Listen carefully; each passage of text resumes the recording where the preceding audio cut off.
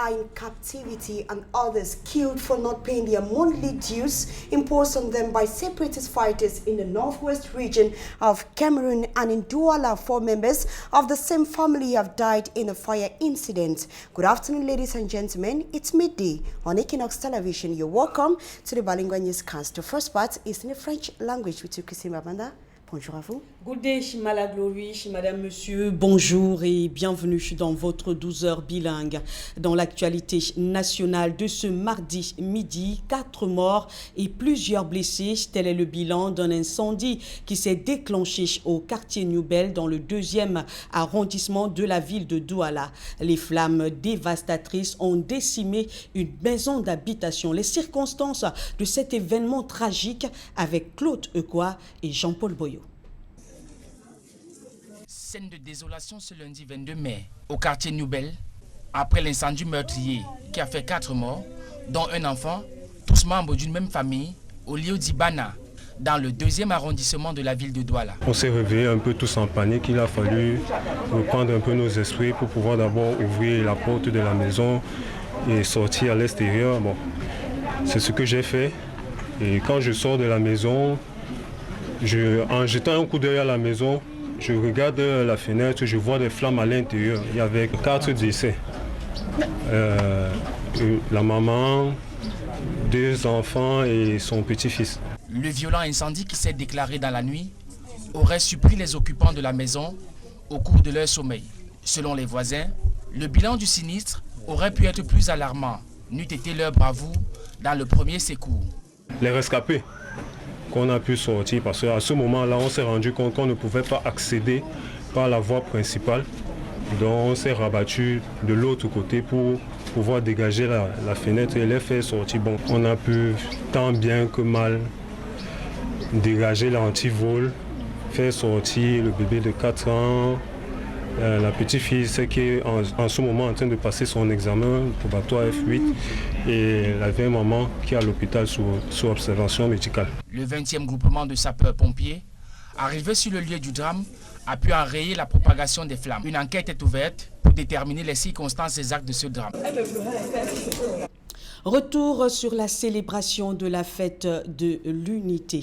Si le quartier Noubel pleure ses morts, eh bien c'est un tout autre drame qui frappe les 2 régions en crise. C'est une célébration triste marquée par le kidnapping et l'enlèvement de plusieurs femmes durant cette célébration. Enlevées et torturées par des combattants séparatistes, elles sont traitées de traîtres pour la cause anglophone. Plus de détails dans ce reportage que signe Cédric Nding. Défilé militaire, parade et communion. Un tableau idyllique qui semble montrer que la fête de l'unité a été célébrée avec faste. Mais à côté de toutes ces couleurs, un tableau beaucoup plus sombre. Des images par exemple qui ont fait le tour de la toile, montrant un groupe de femmes assises à même le sol. Nous sommes dans le nord-ouest du pays, l'une des 2 régions en crise. Et si l'on se fie à la voix qu'on entend en fond, leurs ravisseurs seraient des combattants séparatistes.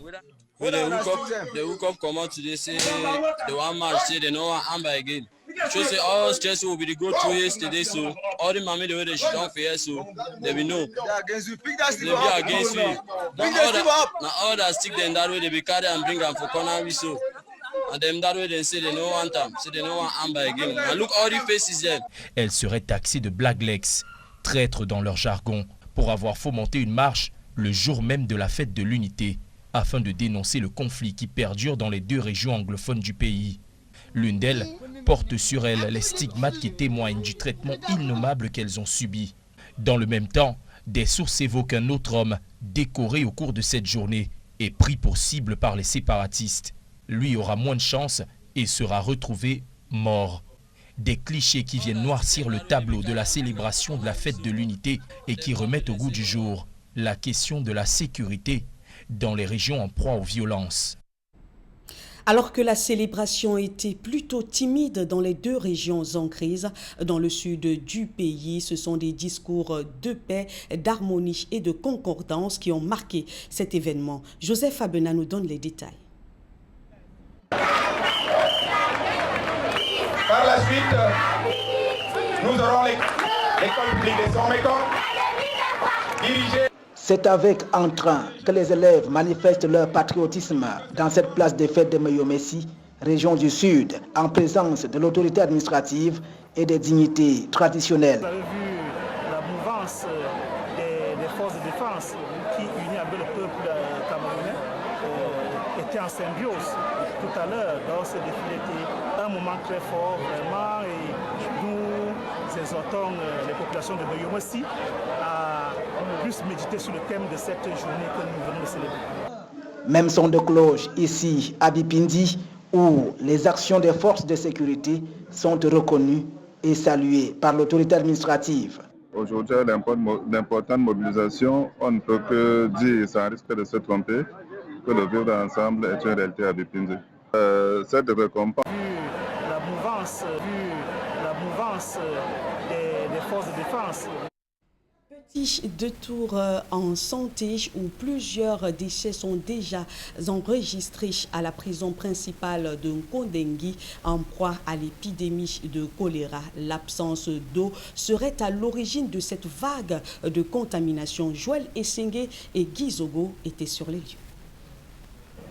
À la prison de Nkondengui à Yaoundé, le choléra fait des ravages depuis des semaines dans un huis clos morbide.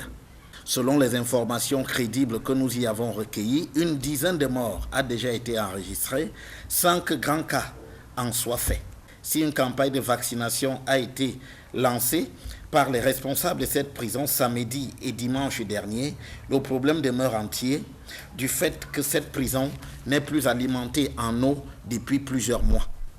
Les détenus sont donc contraints de se débrouiller pour avoir accès à l'eau, les sapeurs-pompiers n'ayant ravitaillé cette prison qu'à 2 reprises ces dernières semaines, durant 30 minutes, sans que tous les quartiers de cet établissement pénitentiaire aient été pourvus en eau.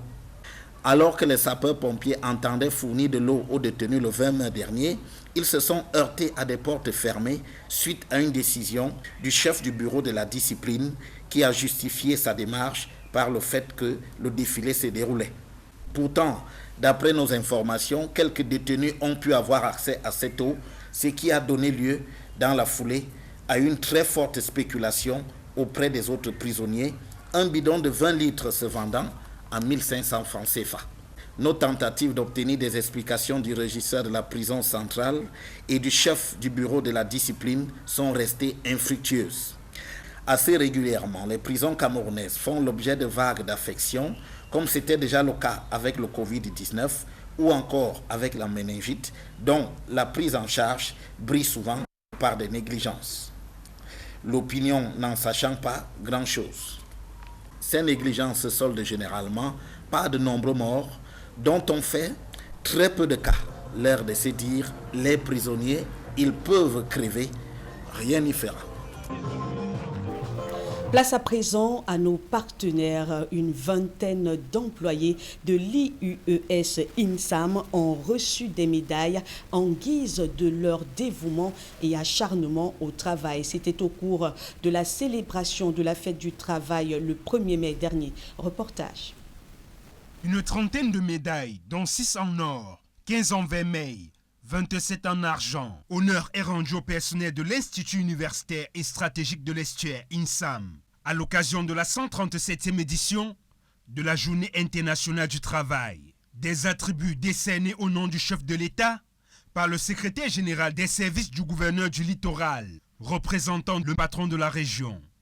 Une volonté de la haute hiérarchie de l'établissement qui voudrait par cet acte valoriser le mérite de ceux qui ont longtemps œuvré pour que l'IUES INSAM trouve sa place au soleil. Et d'ailleurs, ça se voit sur le terrain à travers notre rang depuis quelques années en tant que premier national dans le domaine de l'enseignement supérieur. Le message que je veux envoyer au personnel enseignant, il est celui de continuer à œuvrer pour la jeunesse camerounaise, de donner le maximum de son savoir-faire, de transmettre les compétences et de permettre à la jeunesse camerounaise de ne plus aller à l'étranger, mais de recevoir des acquis qui sont valorisants pour notre pays. Dans un cadre somptueux et spacieux, le personnel de cet institut universitaire célèbre cette journée autour d'un buffet accompagné des belles sonorités musicales du terroir.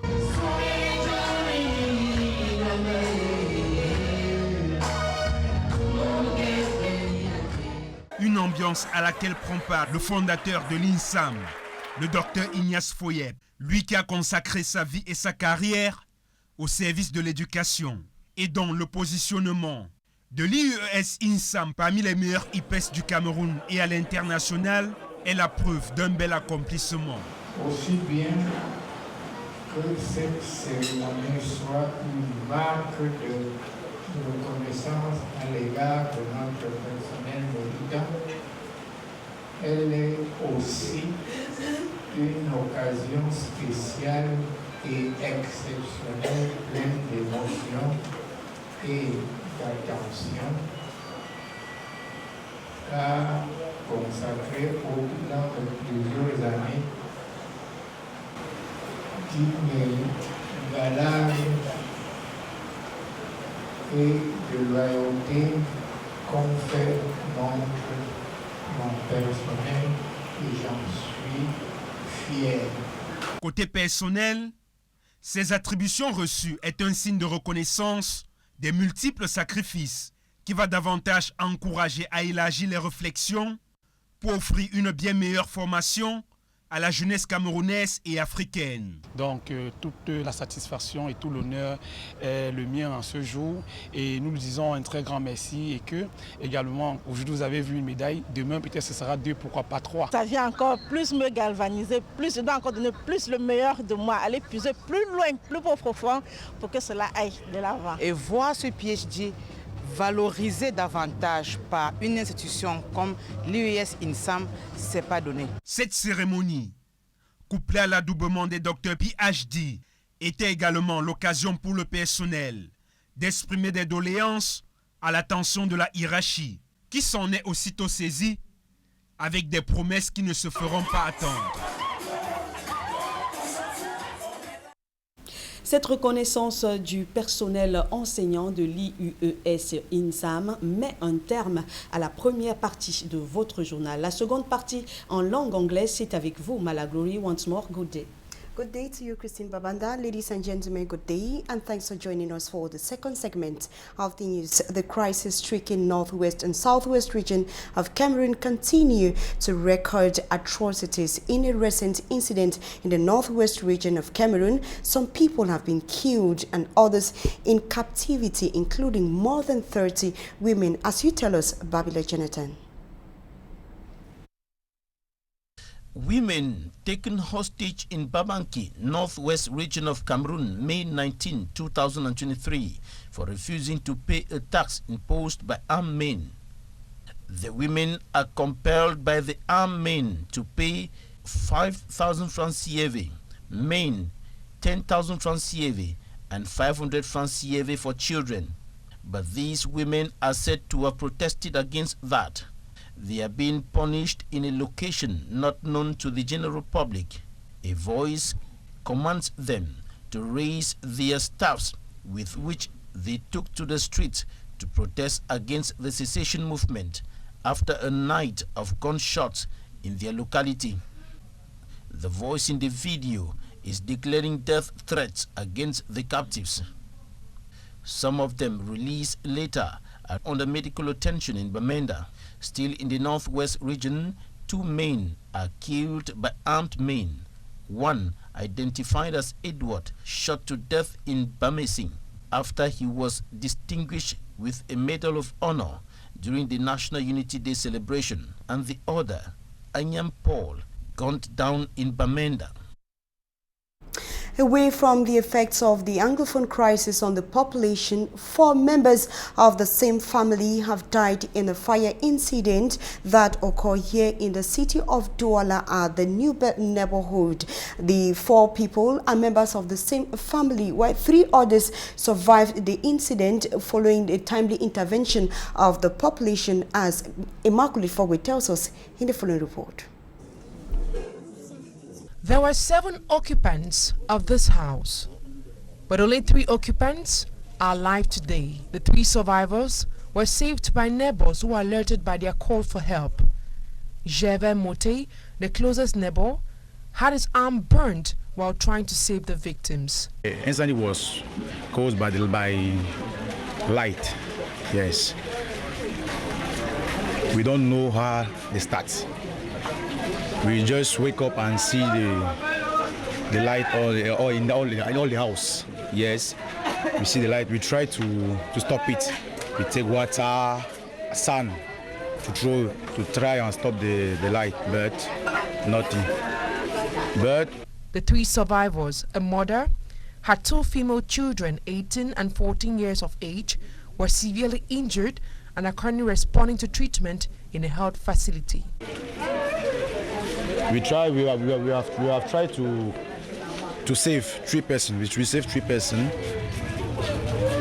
but we lost 4 persons.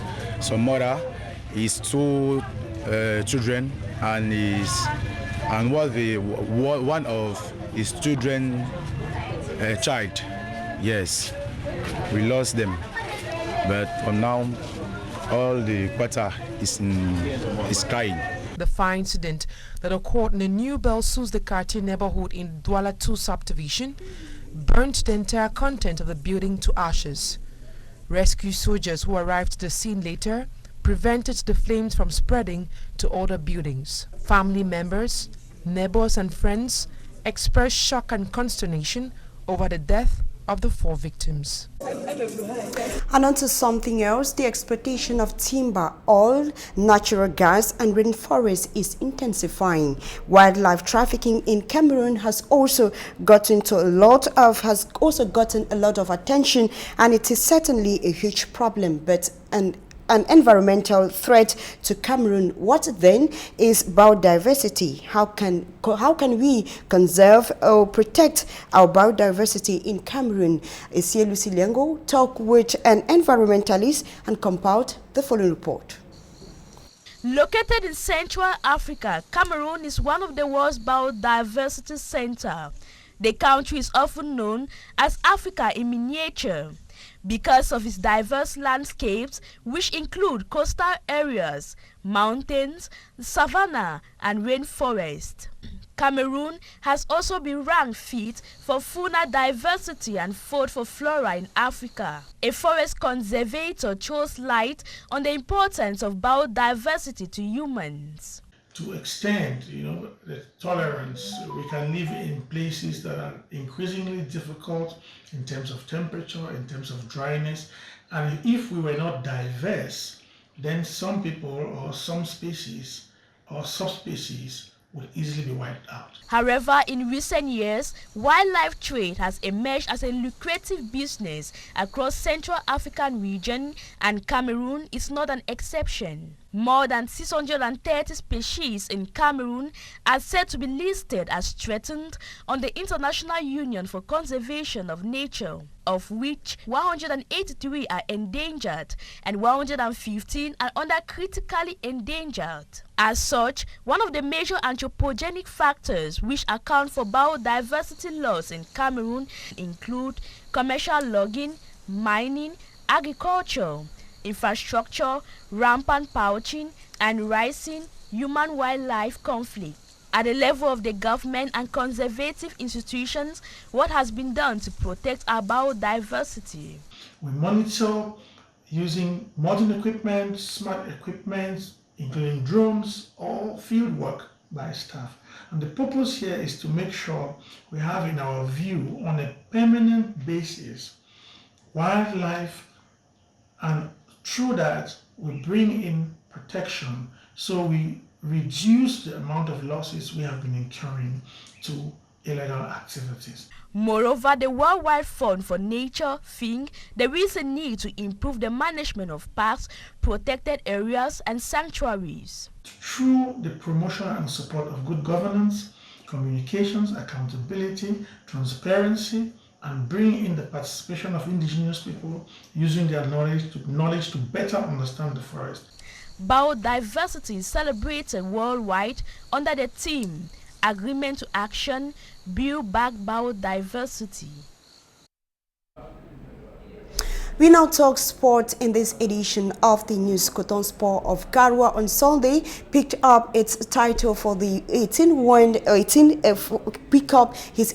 Elite One title as they defeated Canon Sportif of Yaoundé by 2-0. Coton Sport recorded a clean sheet in 3 matches played. Smagic and Gabriel comes back to the match that was played at the Bipanda Omnisport Stadium last weekend. Douala was the point of convergence for all 4 clubs that qualified for the playoffs to determine the champions of the Elite One Championship. For 1 week, Coton Sport and Gazelle FC of Garoua, Canon Sportif of Yaoundé and Bamboutus of Mbuda went head-to-head to battle for the trophy. After 3 playing days, Coton Sport of Garoua with 9 points were crowned champions. The defending champions were the only side to have won all 3 matches, scoring 4 goals and conceding none. In a whole, 14 goals were scored in the 3 matches played by each club. Gazelle FC of Garoua left the tournament without any victory as they lost all 3 games, managing to score just 1 goal against Bamboutus of Mbuda on the last day. A total of 100 million francs CFA was shared amongst the last 4 teams left in the race. Coton Sport of Garoua backed home 50 million francs CFA. The runners-up Bamboutus of Mbuda pocketed 25 million francs CFA. Third place Canon Sportif of Yaoundé was given 15 million francs CFA, while Gazelle Football Club of Garoua took home 10 million francs CFA.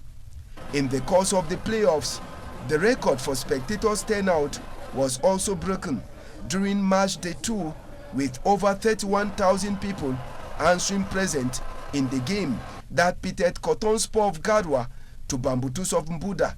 The fan club of Bamboutus of Mbuda went home with the sum of 1 million francs CFA that was set aside for the best fan club of the playoffs. And that is how you saw it on today's edition of the Midday Bilingual Newscast on Equinox Television. Thanks so much for watching. Meantime, we'll leave you in the company of more interesting programs. Do have a beautiful day. Christine Babanda, bonne journée à vous. Do have a blissful day, Malaglory, Madame, Monsieur. C'est la fin de ce journal. Merci de votre fidélité. Restez en compagnie de nos programmes les meilleurs.